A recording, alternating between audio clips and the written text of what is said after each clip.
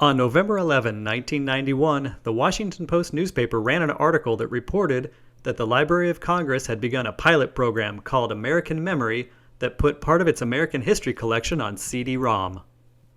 This project was intended to open the library's vast storehouse of information to schools, libraries, and the general public via the personal computer. This conversion of some of America's archival treasures to electronic format was an attempt to distribute this information beyond the walls of the Library of Congress. The project included photographs, graphic arts, films, audio recordings, broadsides, manuscripts, music, books, and pamphlets. The American Memory Project initially included items ranging from documents from the Constitutional Convention of 1789, Matthew Brady's photographs of the Civil War, vintage movies of New York City, turn-of-the-century postcards from Detroit, early American scenes by the landscape photographer William Henry Jackson, to films of President William McKinley and the Pan American Exposition of 1901, and sound recordings of Warren G. Harding and Calvin Coolidge.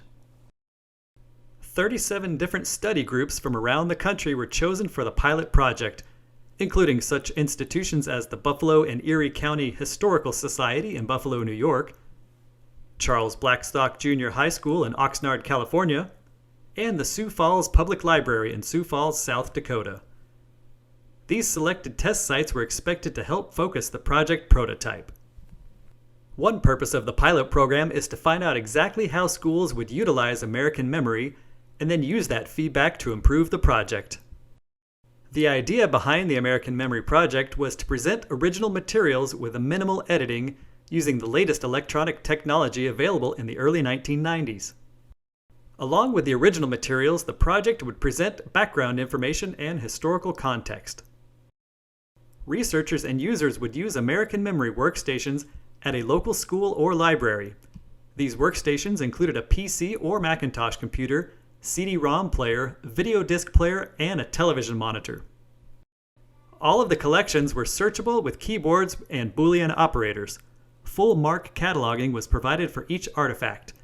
Audio recordings were paired with an accompanying transcript and a photo of the speaker. Most of this material was presented without any commentary or additional introductory information. The Library of Congress chose the collections that it did, in part, because most of these unique materials had not been previously available to the public. By putting them into American Memory, they were also processed and cataloged at that time. These materials were also in the public domain, so there were no copyright issues associated with them. As early as 1993, the Library of Congress had planned to eventually offer American Memory's multimedia resources online. Before that, however, the CD-ROM phase of the project initially got off to a bit of a bumpy start. Delays caused by software issues and the late mailing of CDs to the test sites during the pilot phase pushed back the wider rollout further than planned. Once the program was up and running, however, librarians and teachers involved in the pilot program agreed on the value of the American Memory Project in teaching high school students how to use primary source material. Librarians found that students often went from information found on the CDs to seeking out related print materials in their libraries. The pilot program was winding down around 1994, just as the World Wide Web was created and unleashed onto the Internet. It became possible to serve these digitized resources directly over the Internet, making them immediately available to any computer user with a networked connection, and in 1995, the Library of Congress committed itself to an unprecedented effort to digitize millions of historical items in its collections and make them freely available online. American Memory became the primary vehicle of this effort. Not long after, the Ameritech Corporation funded a competition through which American Memory was expanded to include primary documents from other institutions. The Library of Congress created the American Memory Presentation in 1995 to provide public access to digitized versions of library collections. During the first phase of American Memory production from 1995 to 2000, more than 700,000 described items from 90 collections were added to the website. The materials came both from the Library of Congress collections and from awardees of the Library of Congress Ameritech Digital Library Competition, a 3-year program aimed at enabling U.S. libraries archives, museums, and historical societies to digitize their own collections of Americana and provide access to them through the American Memory website. Library of Congress staff who prepared the collection contents for digitization oversaw the scanning, assessed the quality of the digital text and images, and transformed the data for use with the presentation programming, were also responsible for creating or enhancing the descriptive metadata for the digital objects. American Memory was one of the first large-scale digital library presentations on the web. All the work to create an online virtual presentation of the diverse physical materials and descriptions was accomplished without production tools or standards specifically designed for digital library content creation, description, exchange, or display. The staff who produced the digital content learned through trial and error what worked and what did not for large-scale production. They adjusted processes and practices along the way to improve productivity and efficiency based on earlier experience. The only requirement in the first phase of American Memory was that the content had to have a title and an identifier. The title was used for discovery and description, and the identifier was used to locate the digital files associated with the title. Authors, creators, notes, dates, subjects, physical format, and place were desirable but optional. The digitized content was grouped into separate exhibits or collections that were thematic and/or representative of the underlying physical materials from which the digital content was created. Teams ranging in size from a single person to 4 or 5 people oversaw the production of a specific collection. These teams had subject or format expertise and often sat within the division from which their collection content originated. Consequently, they often handled collections of materials of a similar physical and digital type, such as photographs, or maps, or books, or motion pictures.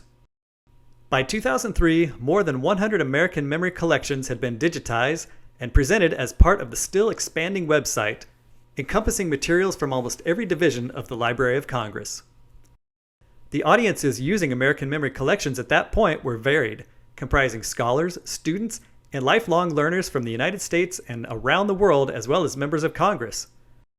The user base continued to grow as ever faster computers were installed in homes, schools, offices, and libraries. In 1996, the Learning Page was added as a resource for K-12 teachers who wished to use American Memory materials in their classrooms, and Today in History is a page that premiered in 1997. Each American Memory collection encompasses a group of materials that are related to one another in some way, such as by creator, subject, format, or collector. All these materials were originally created in some other form, such as a book, pamphlet, photograph, or motion picture, and have been digitized by the library or one of its partners for online use. The benefits of digitization are enormous, ranging from ease of access and greatly enhanced searching capabilities to preservation of rare or fragile materials through the use of digital surrogates. Each American Memory collection is accompanied by a set of documents that provides a framework for understanding major aspects of the collection's historical context, organization, and digitization.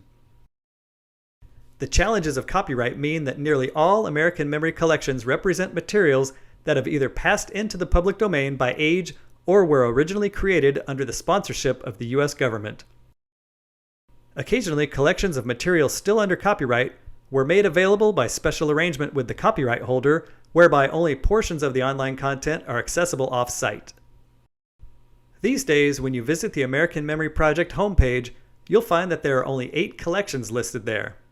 These are listed as the remaining collections. If you're wondering where the rest of the American Memory collections are, there is also a brief message that most of them have been migrated to new presentations, and it gives you a page link to the full list of all digitized collections at the Library of Congress. It seems that the American Memory Project materials have been folded into the main digital collections area. The Library of Congress's digital collections have built upon the foundation provided by the American Memory Project.